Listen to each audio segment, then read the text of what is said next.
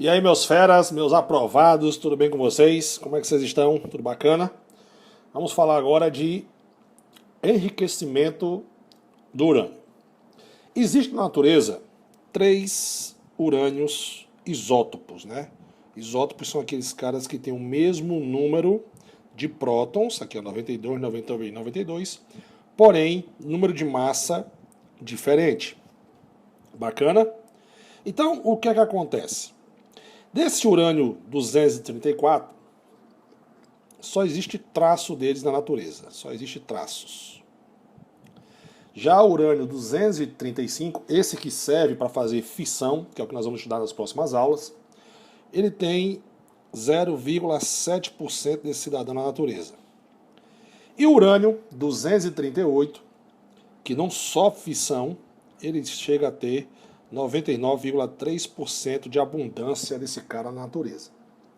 Mas o único que sofre fissão é justamente o 235. Sandrão, o que é fissão? A gente vai estudar o que é fissão, o que é fusão, mais detalhado, mas já vou falar para você o que é fusão, o que é fissão e o que é fusão. A fissão é quando você bombardeia um átomo com uma partícula e ele se divide em dois outros átomos e elimina mais um nêutron e uma certa quantidade de energia.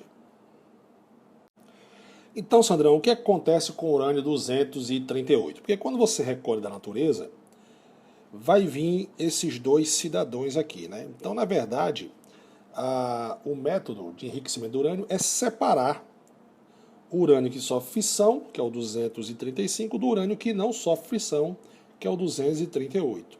E por que o urânio 238 não sofre fissão? O que acontece é o seguinte: o nosso querido urânio aqui, de massa 238 e 92 prótons, quando ele é bombardeado por um nêutron, na verdade ele absorve esse nêutron e ele se transforma em urânio de massa 239 e emite uma radiação gama.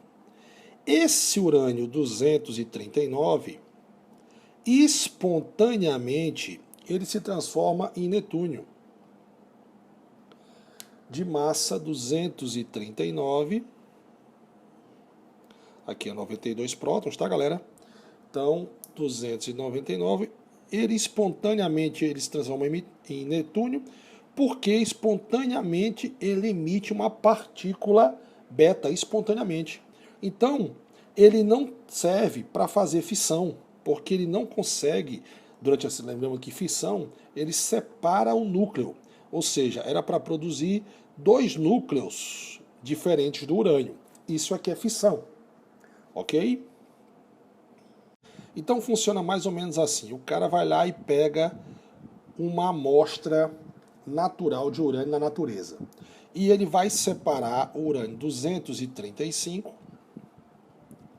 deixa eu mudar aqui a corzinha, 235, do 238. E aí existem métodos de separação e reações químicas com outras centrífugas e tal, que vai fazer com que você tenha esse urânio 235. Só que, como é que funciona mais ou menos isso? Vou explicar para você mais ou menos como é que funciona. O processo usado para separar os dois amiguinhos aqui, esses dois carinhas, é o seguinte. Eles consistem em combinar esses dois isótopos com o flúor. Com o flúor. Formando quem, Sandrão? Vai formar dois carinhas. Vai formar o gás hexafluoreto de urânio. Oxe, hexafluoreto de urânio, Sandrão? Você vai formar o hexafluoreto de urânio. Só que você vai ter um hexafluoreto de urânio. Na verdade, você vai ter o hexafluoreto de urânio, só que um com urânio 235 e o outro com 238.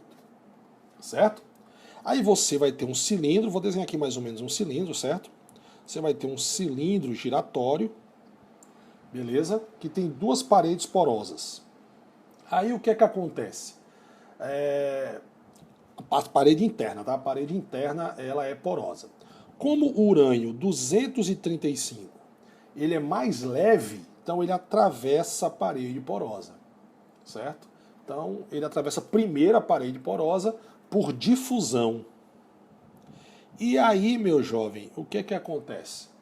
E esse cara é recolhido, então ele vai recolhendo o urânio, o hexafluoreto de urânio, que tem o urânio 235. Ele vai recolhendo. Lógico, esse processo é feito várias vezes, tá? Até obter uma concentração desejada desse carinha aqui, do urânio com 235. Certo?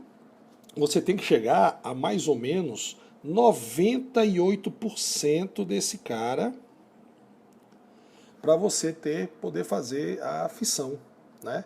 E você tem uma massa que a gente chama de massa crítica. Massa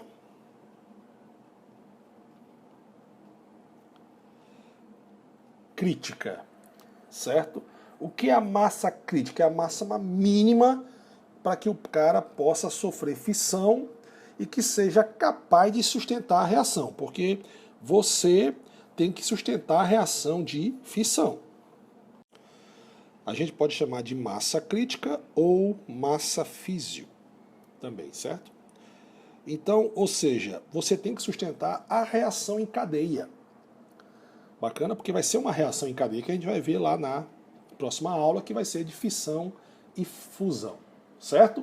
Então, você já sabe que você vai ter que obter 98% do urânio e você tem que chegar a uma massa crítica, que é uma quantidade mínima que possa sofrer fissão e que seja capaz de sustentar a reação em cadeia. Bacana?